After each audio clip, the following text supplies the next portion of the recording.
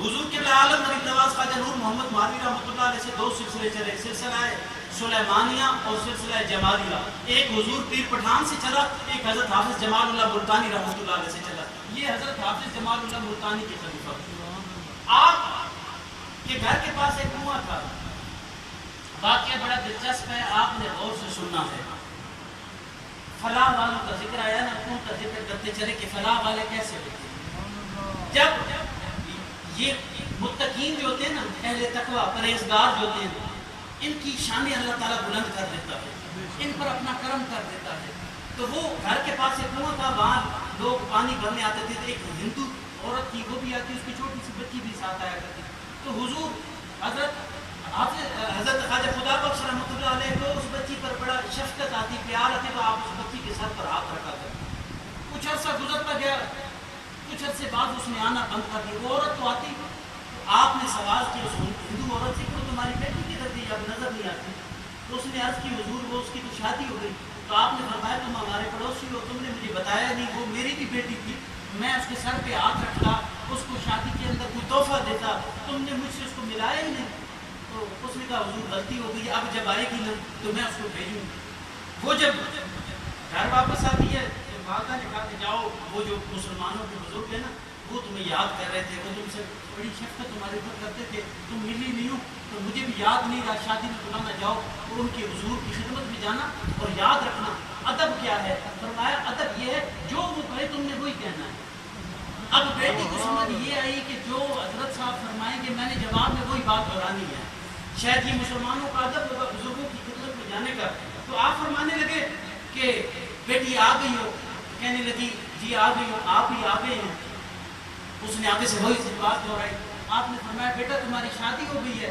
جی حضور شادی ہو گئی۔ آپ کی بھی حضور شادی ہو گئی ہے؟ آپ مسکرائے، آپ نے فرمایا ہاں۔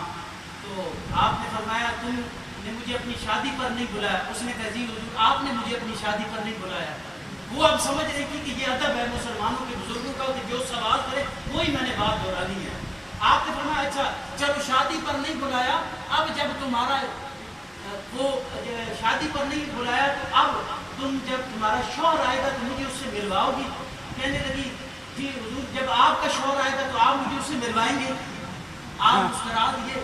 تو شوہر مالک کو کہتے ہیں، لیکن وہ فلاح والے تھے، وہ اہل تقوی میں سے تھے، وہ متقین تھے، جن کے سینے قرآن کے نور سے روشن تھے، جن کے دل محمد رسول اللہ کے عشق میں دھڑکتے تھے، جنہوں نے حضور کی اتباع کو اپنی زندگی کا وتیرہ بنا رکھا تھا۔ آپ نے جب یہ بات سنی تو آپ پر کیفیت طاری ہو گئی کہ اس نے کہا کہ جب آپ کا مالک آئے گا تو کیا آپ مجھے ملائیں گے؟ آپ نے کہا بیٹی تو بعد میں کیوں ملتی ہے، آ یہاں سودا نقد ملتا ہے۔ اپنے گلے سے رومال اتار کے اس بچی کے سر پر ڈالا، جیسے ہی سر پر رومال آتا ہے بچی بارگاہ رسالت میں آپ صلی اللہ علیہ وسلم میں آتی ہے۔ حضور کے بعد دعا ملے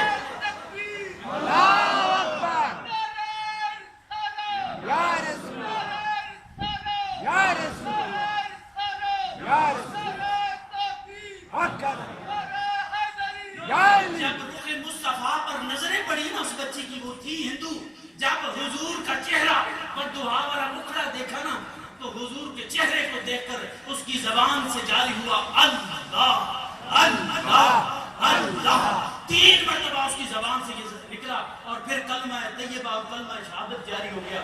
آپ نے اپنا رومال اٹھایا تو پھر وہیں بیٹھی تھی، کہنے لگی حضور آپ نے مجھے کلمہ تو پڑھا دیا اور دیدار بھی کروا دیا، مجھے مدینے والے سے بھی ملوا دیا، ان کی بارگاہ سے میں فیض یاب ہی ہو گئی، لیکن اب لوٹ کر جاؤں گی خامد گھر والے مجھے دان تان کریں گے۔ فرمایا ہم اللہ کے محبوب کے غلام ہیں، ہم اگر تجھے اس بارگاہ تک پہنچا سکتے ہیں تو پھر رب نے ہم پہ یہ کرم کیا ہے، جو تجھے دیکھے گا وہ بھی کلمہ پڑھے گا۔ وہ بچی گھر کی طرف گئی، پہلی نظر والدہ کی پڑتی ہے، دیکھ کر کہتی ہے سبحان، اس کی زبان سے پہلا لفظ یہ نکلا سبحان اللہ، چہرے پر کتنا نور ہے، اشہد ان لا الہ الا اللہ واشہد ان محمد رسول اللہ۔ پہلی مرتبہ دیکھتے ہی زبان پہ کلمہ جاری ہوگا۔ اس ایک دن کے اندر 22,000 لوگوں نے اس عورت کے چہرے کو دیکھ کر کلمہ پڑھ لیا۔ یہ خیر پور ٹامے والی کا واقعہ ہے۔ خواجہ خدا بخش رحمۃ اللہ علیہ جو رسول اللہ کے در کے غلام ہیں، جو سرکار دو عالم کے در کے منگتے ہیں، یہ ان کی شان ہے، تو پھر میرے آقا کی شان کیا ہوگی؟ یہ شان ہے خدمتگاروں کی، سرکار کا عالم کیا ہوگا؟ تو میں نے عرض کیا یہ متقین کی شان ہے۔ اللہ نے یہاں پر متقین کے اوصاف بیان کیے ہیں۔ اہل تقویٰ کی ایک شان، ایک میں نے مثال آپ کو دی ہے، بس اب حضور مولا کائنات کی بارگاہ میں حاضری پیش کر کے اپنی بات کو ختم کرتا ہوں کہ یاد رکھیے گا، آپ کہیں نہ کہیں سب مرید ہیں، اکثریت پیر بھائی میرا شریف کے ہوں گے، ورنہ کسی آستانے سے اکثر ہم منسلک ہوتے ہیں۔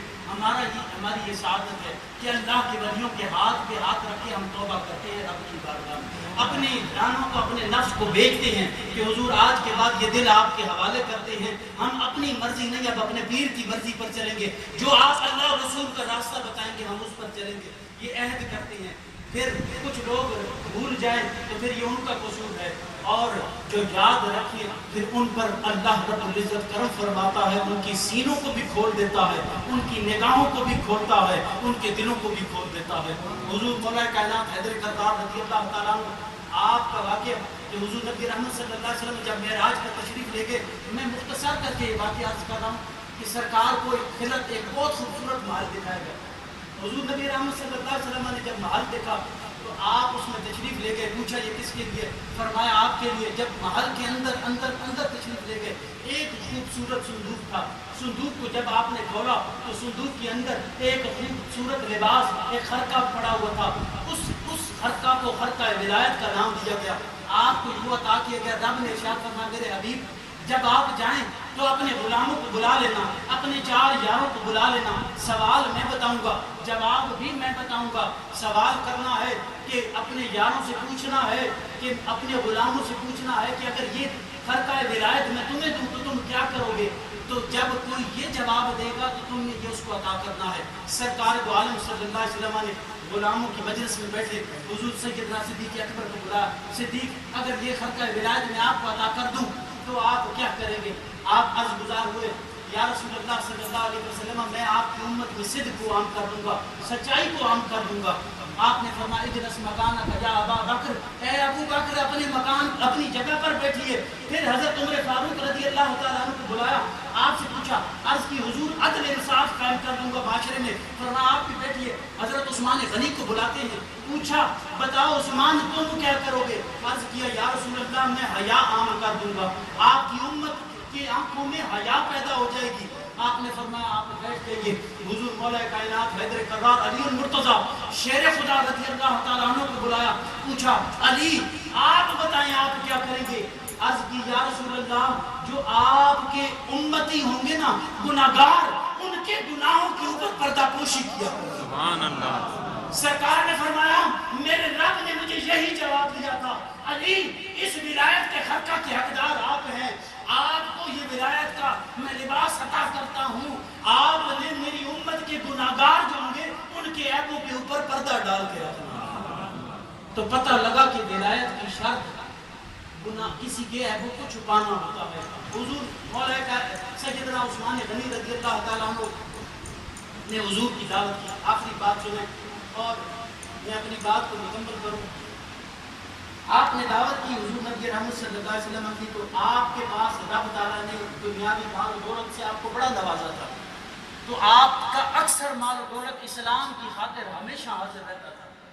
تو حضور سید عالم صلی اللہ علیہ وسلم کی دعوت کی، یا رسول اللہ صلی اللہ علیہ وسلم میری دعوت کو قبول فرمائیں۔ سرکار نے فرمایا عثمان ہم نے آپ کی دعوت کو قبول کی، یاروں کے ساتھ چلے تو دیکھا تو حضور عثمان غنی سرکار کے قدموں پر نظریں گاڑے ہوئے، حضور چلتے ہوئے حضرت عثمان کے گھر آ رہے ہیں اور حضور سیدنا عثمان غنی رضی اللہ تعالیٰ عنہ کی نگاہیں حضور کے قدموں پر ہیں۔ تو سرکار نے پوچھا عثمان یہ کیا کر رہے ہو؟ حضور آپ کے قدم گن رہا ہوں۔ عثمان میرے قدم گن کر کیا کرو گے؟ جانتے میرے آقا سب کچھ ہے، لیکن دلوں کا حال جانتے ہیں۔ میرے آقا کو رب نے یہ شان عطا کی ہے، آپ مطلع الغیب ہیں، رب نے آپ کو غیب پر مطلع فرما دیا ہے۔ عالم الغیب اللہ کی ذات ہے، مطلع الغیب رسول اللہ کی ذات ہے۔ حضور نے جب یہ پوچھا نا تو حضرت عثمان غنی رضی اللہ تعالیٰ نے عرض کی حضور میں جتنے قدم چل کر آپ غلام کے کاشانے پر جلوہ گر ہوں گے نا، میں غلام آپ کے ہر قدم کے بدلے میں ایک غلام کو آزاد کر دوں گا۔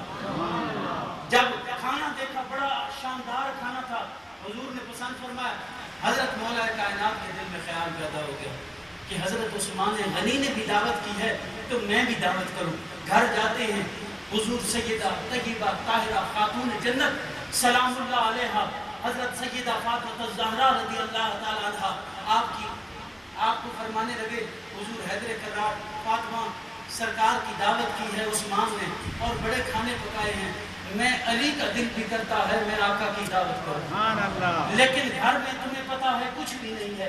علی کے گھر میں اگر ہوتا تھا تو مانگنے والے دروازوں پر آ جاتے تھے، حضور مولا کائنات کے ابھی زبان پہ بھی نہیں لگتا تھا، آپ اپنے رب کی رضا کی خاطر جو پڑا ہوتا تھا وہ بھی اٹھا کر خدا کی راہ میں دے دیا کرتے تھے۔ رب نے ان صفات سے حضور مولا کائنات کا قرآن کریم میں ذکر کیا ہے۔ جب حضور مولا کائنات نے یہ خواہش ظاہر کی، حضرت سیدہ خاتون جنت سلام اللہ علیہا آپ نے کہا علی میرے شوہر آپ جائیے سرکار کو دعوت پیش کریں، میں کھانے کا بندوبست کرتا ہوں۔ ادھر خاتون جنت ہیں، حضور سیدہ طیبہ طاہرہ ہیں، وہ ہستی ہیں کہ روح زمین پر سب کی روحوں کو اسرائیل علیہ السلام قبض کرتے ہیں، حضور سیدہ کی باری آتی ہے تو رب کائنات اپنے دست قدرت سے آپ کی روح کو قبض فرماتا ہے۔ حضور سیدہ آپ کا حق مال جب آیا نا تو رب نے جبرائیل علیہ السلام کو بھیجا، جبرائیل جاؤ جا کر بتانا میرے آقا میرے حبیب کو بتانا کہ حبیب آپ کی بیٹی کا جہیز میں رب عطا کروں، حق مہر میں ادا۔ پوچھا یا رسول اللہ صلی اللہ علیہ وسلم کیا رب تعالیٰ جو میں مانگوں گی وہ عطا فرمائے گا؟ فرمایا فاطمہ اے میری بیٹی وہ سب سے سچی ذات کائنات کے اندر وہی ہے، وہ خالق کائنات ہے، وہ ہمارا رب ہے، وہ ہمارا مالک ہے، وہ کیسے ممکن ہے کہ تو مانگے اور وہ عطا نہ کرے؟ حضرت سیدہ نے اپنے سر کو اپنی جبین کو بارگاہ الہ العالمین میں جھکا دیا اور التجا کی، یا رب تعالیٰ اگر تو کرم کرنا ہی چاہتا ہے، تیرا رحمت کا سمندر جوش میں ہے، تو مجھ پر رحم کرنا چاہتا ہے تو میں اپنے بابا کی ساری امت کی بخشش مانگتی ہوں۔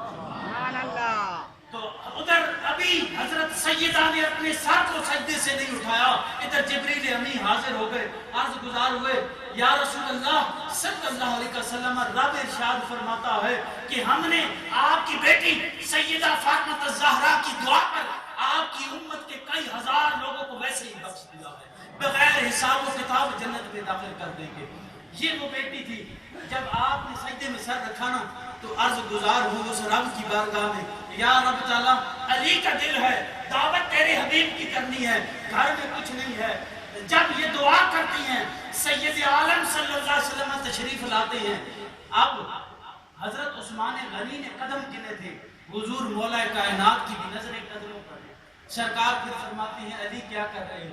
حضور آپ کے قدم گر رہا ہو۔ حضور نے آگے نہیں پوچھا کہ آگے کیا کرو گے۔ جب گھر گئے، جب کھانا آیا، حضور نے جب کھانا تراوت فرمایا میرے صحابہ یہ کھانا کھاؤ، یہ پھل یہ کھاؤ، یہ جنت سے میرے رب نے بھیجے ہیں، تمہیں دنیا میں میری بیٹی فاطمہ الزہرا اور حیدر کرار کے صدقے میں رب نے تمہیں جنت کے پھل دنیا میں کھلا دیے۔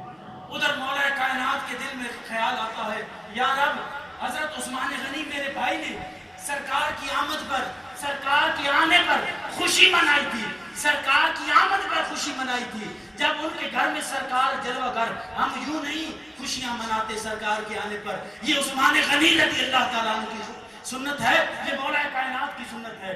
لیکن یا رب تو جانتا ہے کہ تیرے علی کے پاس کچھ بھی نہیں ہے، میں کچھ بھی نہیں دے سکتا، یا رب تیرے علی کے پاس اس جان کے علاوہ کچھ نہیں ہے، میں اپنی جان تیرے حبیب کے قدموں پر قربان کرتا ہوں۔